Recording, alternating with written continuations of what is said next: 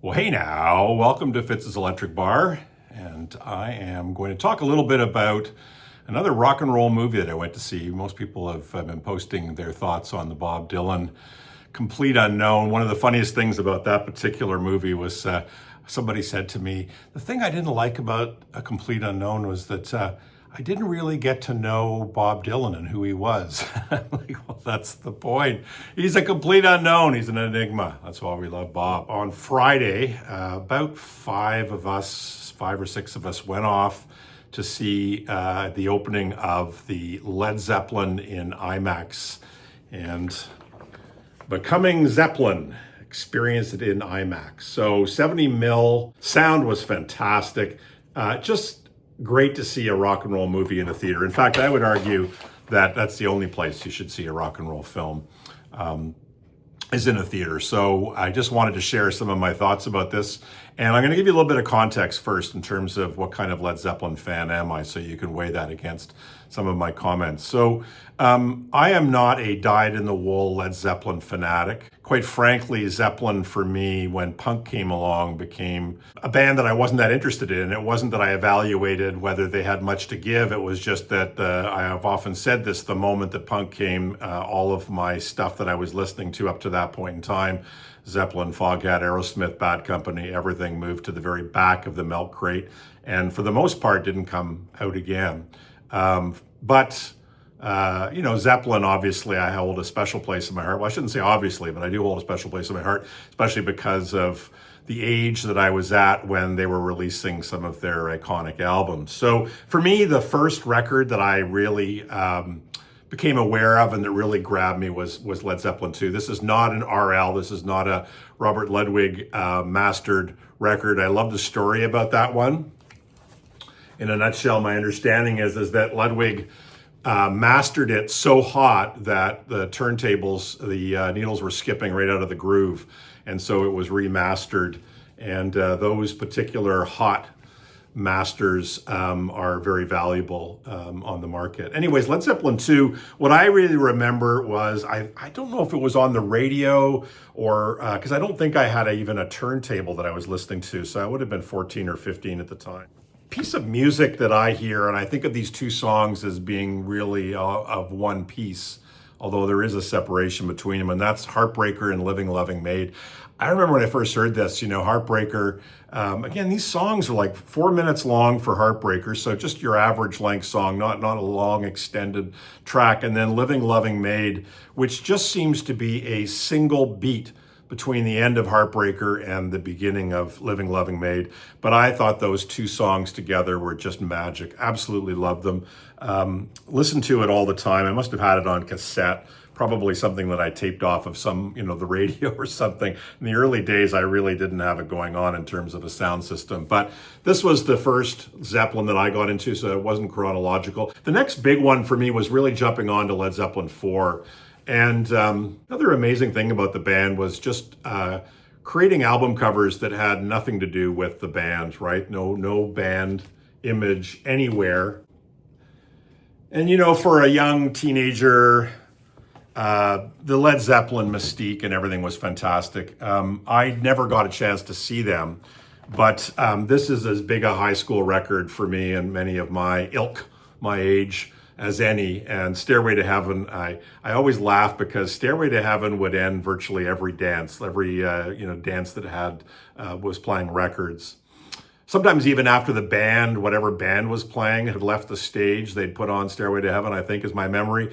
But guys would always be excited about the opportunity of trying to slow dance with somebody that you were interested in. So during Stairway to Heaven, you'd go see if you could find a girl who might be willing to dance with you. And of course, knowing the song as we all do, you've got a certain amount of time before it starts to pick up, right? At the very beginning, the beautiful ballad sound of Stairway to Heaven and the slow dance. And I think, later being told by women that this was a song where they would, try to hide, right? Because guys would be wanting to slow dance and all that would entail for teenage boys with testosterone hormonal overkill. But this was the second Zeppelin album that I started to really enjoy, Led Zeppelin IV.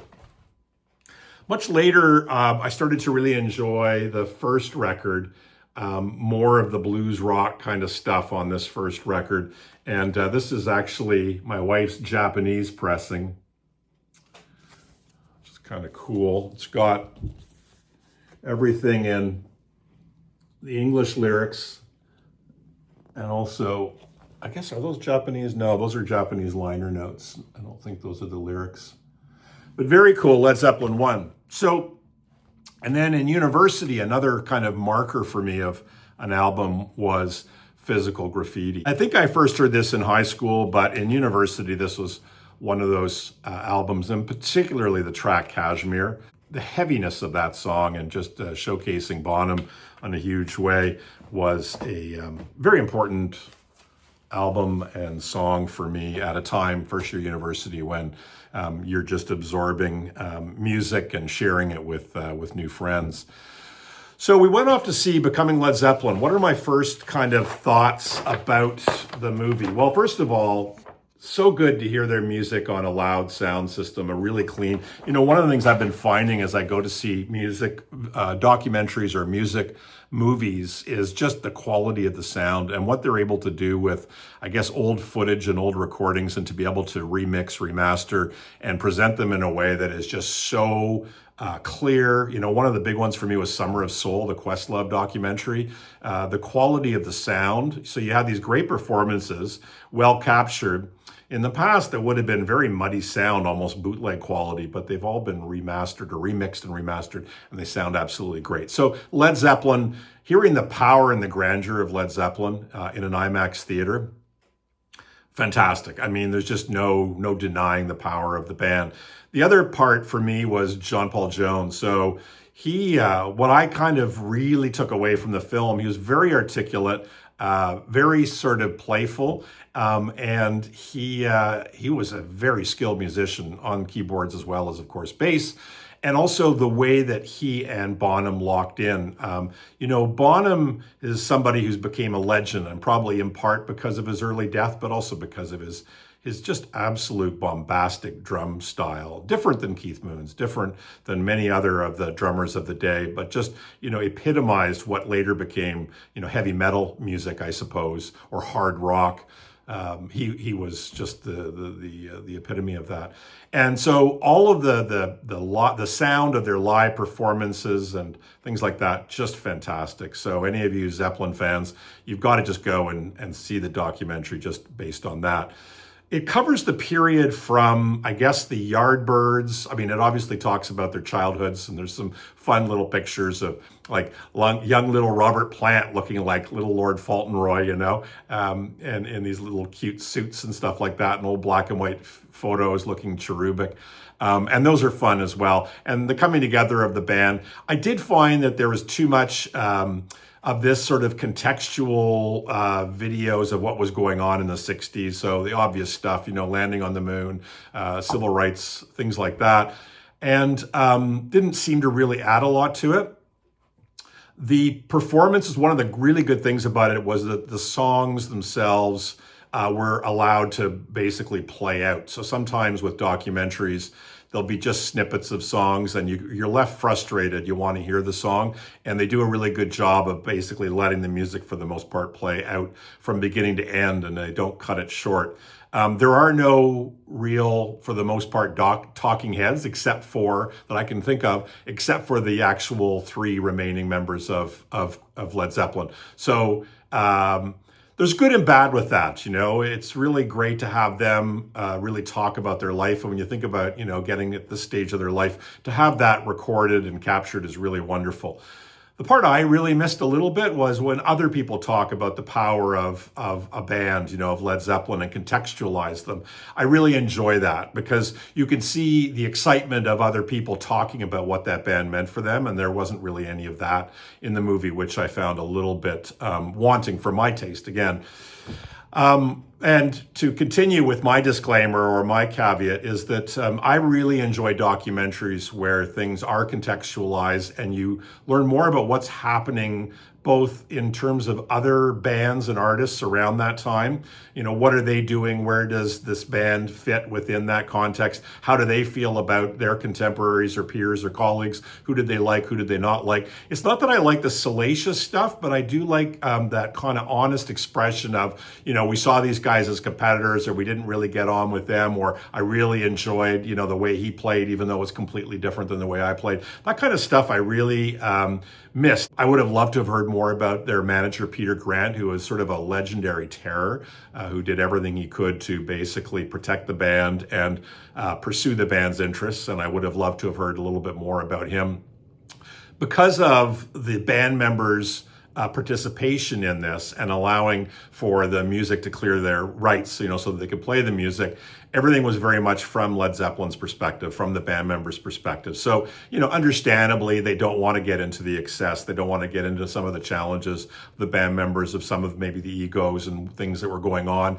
That kind of stuff really normally interests me. I mean, a classic one for me is Wilco's "I'm Trying to Break Your Heart." You're dealing with you would say a dysfunctional band, and Jay Bennett and Tweedy was going through some pretty wild stuff on his own as well. But the idea of great art being formed out of not just a bunch of guys who really get along really well. And again, I'm not interested in major salacious, but I do find it very interesting to see that the battles, the creative battles and ego battles that go on within bands, and there was really no talk of that at all. Again, that's my preference. It may not be other people's preferences. The other part of it is, and again, for me, I'm just, I get tired of long, bluesy performances. There's sort of a point where I kind of go, yeah, I got it, and let's move on. Now, this from a guy who really likes the Grateful Dead and have loved the long jams of Morning Dew or any of them playing in the band. I really love those jams. I like the fact that each of them are a bit different, but I guess the difference for me is a little bit the bluesy jams. I just find that it just sounds like it's a bit kind of samey all the way through. And that's just my particular bias, and obviously millions others feel differently than I do. Would I recommend seeing the movie? Absolutely. Really strongly recommend that you go see it in the theater. Would be very interested to hear what others felt about the movie if you do go and see it.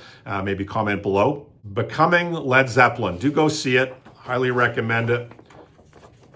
And tell me what you think. Carpe diem.